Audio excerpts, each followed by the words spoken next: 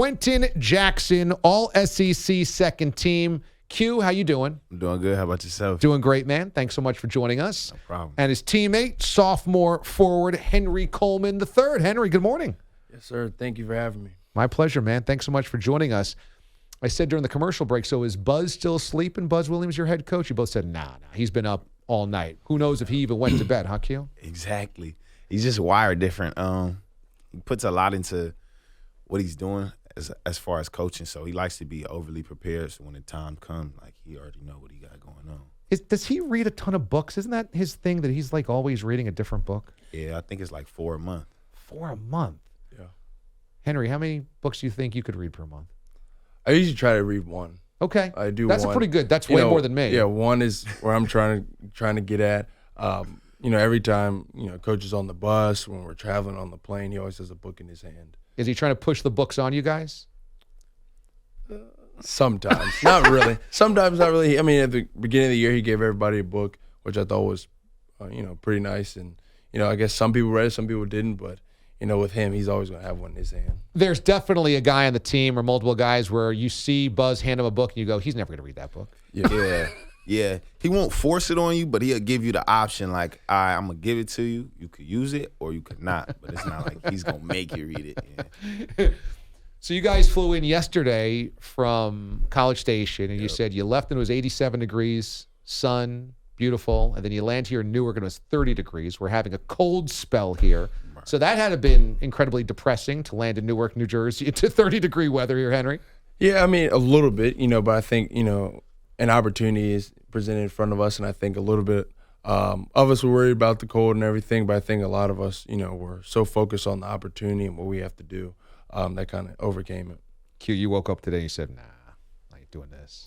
Yeah, I'm not really used to this being this cold. Like being from LA, it never gets this cold. So it was kind of a shock to me, but at the same time, I'm mostly inside anyway, so I wasn't even really tripping about it. I'm only going to be outside maybe a couple minutes at a time, so I could bear with it. Right on.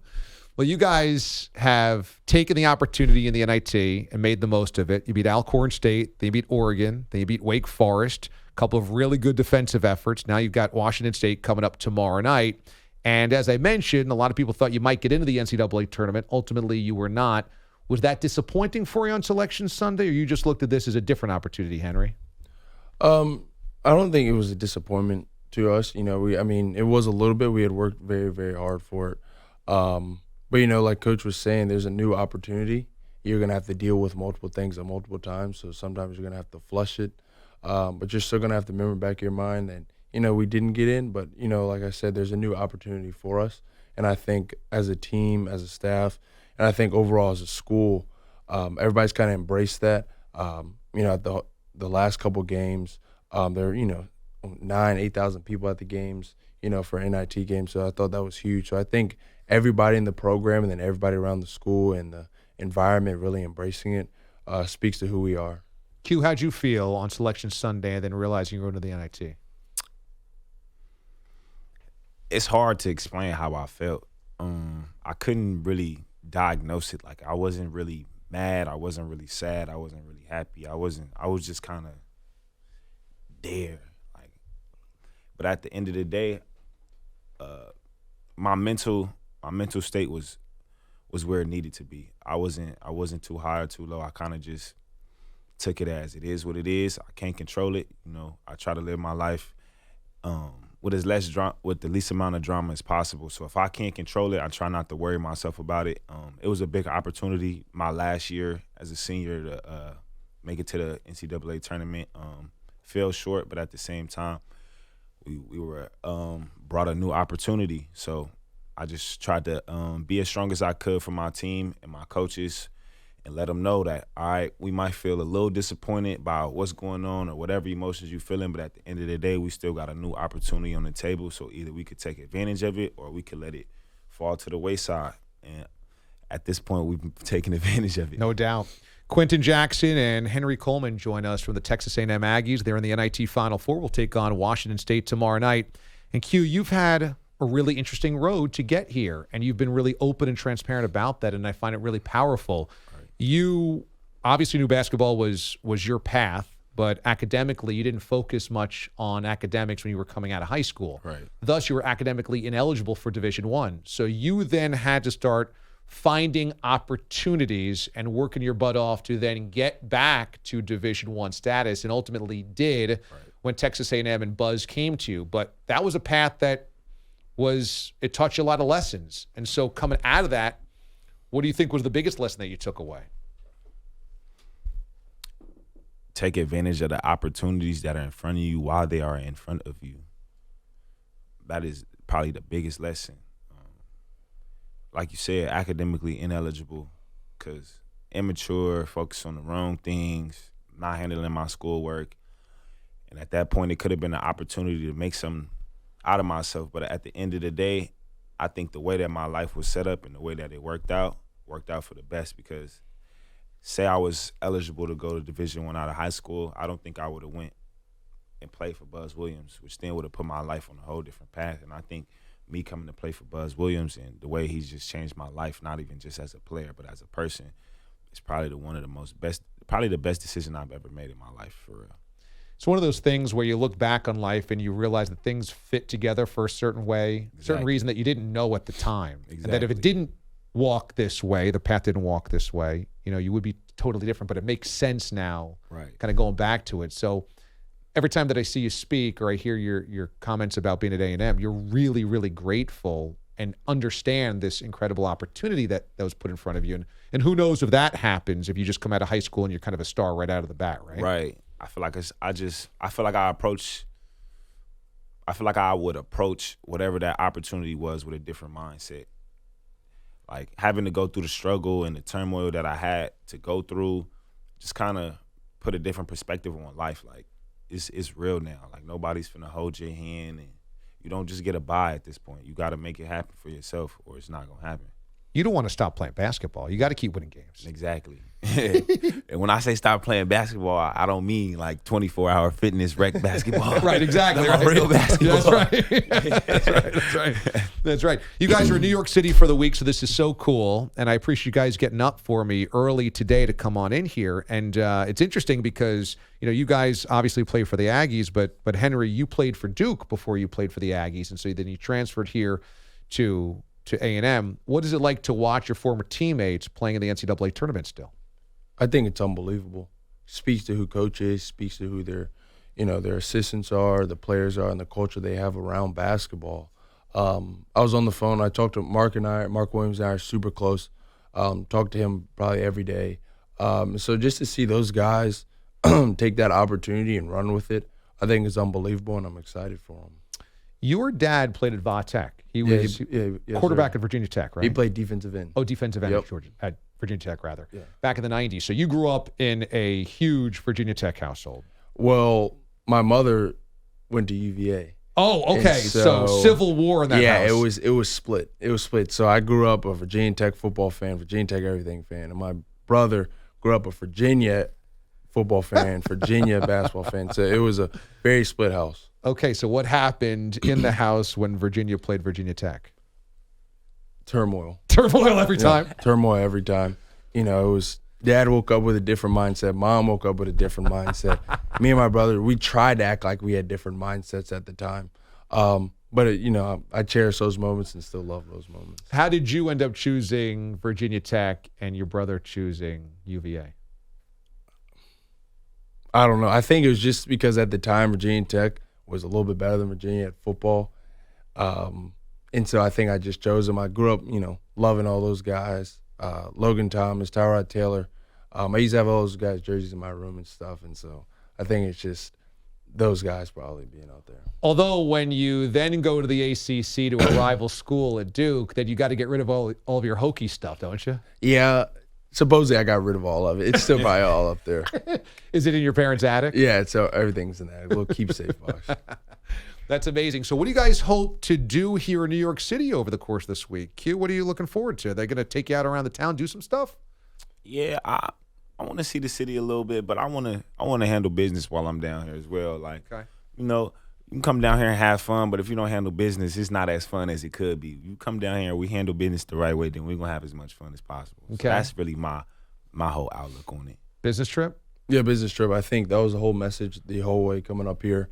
I think Coach preached that the last, couple of days and couple of weeks that, yeah, when we get to New York, we'll have a little bit of fun and, we'll get to see, some stuff, go see a player or something. But, we have to do what we've been said to do all season. That's handle business first. Q, were you guys surprised at the run St. Peter's made? We'll start off with the first game, them beating Kentucky. That's a 2-15 matchup. Most people go, oh, man, there's no way a 15 seed can hang. But they did it against Kentucky.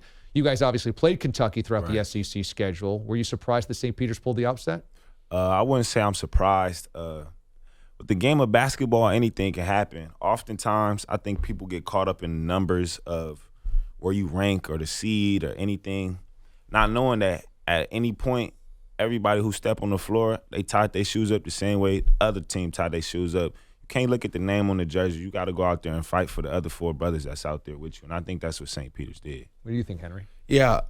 The other day I tweeted about, I was watching the game and I saw how St. Peter's played. I said, they play with togetherness. They play with the love. They play with the fight that, arguably I didn't see any team, really have. They just play with this level of, like I said, togetherness, love, and fight that, it speaks volume to who their coach is and who the culture is that they have around. So I wasn't too much surprised. Kentucky's an unbelievable team. Coach Cal is a Hall of Fame coach. But St. Peter's, they came in there, like Q said, like it was just two teams playing each other, man. And they took full advantage of their opportunity, and they ran with it. I thought it was so interesting that Shaheen Holloway was upset that people called him a Cinderella. He didn't want to be a Cinderella. He said, we belong. What are you going to say now? I thought that must be so magnetic if you're a head coach. If you're coaching a 15 seed, you play in a small school at a small league, and you beat Kentucky, and then you beat Purdue, and you're in the Elite Eight, you would think like, hey, man, we're happy-go-lucky, happy to be here. But how important is it for a head coach just to be like, no, we're not happy to be here. We belong here. We're not a Cinderella. We're a good basketball team. It's huge because the players will follow you. So if their mindset is not locked in on, oh, we just beat Kentucky, we just beat Purdue, like sometimes they'll get content. You don't want to get content in situations like that. So you, as a head coach, you got to keep everybody mental on the same page so that y'all can keep rocking out the way they was rocking out. You know what I'm saying? I thought the SEC was the best conference in America this year. I mean, Kentucky was great. Auburn was great. Tennessee was great. You guys had a real good argument to be in the NCAA tournament as well. Arkansas won multiple games in the NCAA tournament. Coming from the ACC, what'd you think about the SEC this year? I think that they are, great within their own conferences and within their own play. The ACC is a little bit slower. The SEC definitely is a lot more fast-paced, playing quicker into the shot clock. But I think they both have their respects, and I think they're both great leagues with unbelievable coaches. What you guys did this year was pretty amazing. You guys went through a pretty big losing streak, and then you turned it all around, right? 8 straight, I think you lost. Yeah. And then by the end of the year, you guys had bounced back, won multiple games of the SEC tournament, got to the SEC championship game against Tennessee. What was the turning point for you guys to go from an 8-game losing streak to then on the cusp of the NCAA tournament and ultimately into the NIT and to win multiple games? We just never quit. During that 8-game losing streak, we had a lot to learn from those losses. Most of them coming from one or two possession losses. So that's not like we're going out there and we're just getting obliterated. Like, we've got to get back to the drawing board. We just had to tweak a couple little things. We had to play a little harder from the beginning. And once we tweaked it, I can't remember what game that was, but once we tweaked it, I kind of felt like, yeah, we might be on to something. And then we just wrote that out, won 7 straight, lost to Tennessee, then won, 3 games in a row. So we figured it out. We just kind of learned from the mistakes we made. In life, you going to make mistakes, but it's not about the mistake you made. It's about how you learn from the mistake you made. And I think we did a good job of learning from it. You guys fired up to walk through the Madison Square Garden corridors, walk out that tunnel, walk onto that floor and look up and see this kind of mecca to basketball? Yeah, I mean, like you said, it's the mecca. It's what, every kid dreams of when you're shooting in the driveway. Maybe you're not thinking about playing, in the Garden, but you're thinking about playing in some type of NBA arena. Mm-hmm. And so to be given the opportunity to go and play on a stage like this, to play in front of, fans, to play in front of your, family and stuff. I think it's something that, you have to really live in the moment. You have to absorb everything, because there are a ton of people out there in the world that love to be in your position, love to be in your shoes. So I said, go in with gratitude, and just be blessed for your opportunity. Yeah, the Knicks would love to have the season you guys are having. Yeah. Hey, before I let you go, did you think the Will Smith slap on Chris Rock was real or staged? This has been the debate all morning long here on the show. All right, let me break it down first. Okay. I ain't see it until my teammate Wade Taylor, number 4. He goes, "Yo, Will Smith just slapped Chris Rock." I'm thinking it's in a movie or something. Mm-hmm. I'm like, let me see. So he ran it back on Twitter. When I first looked at it, I thought it was fake. But then once I started looking at how he really got serious when he sat down in his chair and told him what he told him, it kind of seemed real to me. But then at the same time, it's kind of hard to decipher, because at the end of the day, he won the Oscar because he's a great actor. Yeah. He's a great actor. So, and Chris Rock is a great actor as well. So I'm sure they've been put in situations where they've got to act like they've been slapped and this, that, and the other. I really can't tell. I'm gonna just say it's fake. You say it's fake. I'm gonna just say It's a good breakdown, Q. right. You could do this. I might be able to. Hey, man, I'm rooting for you guys. Quenton Jackson, Henry Coleman III of the Texas A&M Aggies going to be playing tomorrow night in the NIT over at Madison Square Garden against Washington State. This was so awesome. Thanks so much for coming down here, guys. Thank you. This was really cool. Thank you, for guys. having me.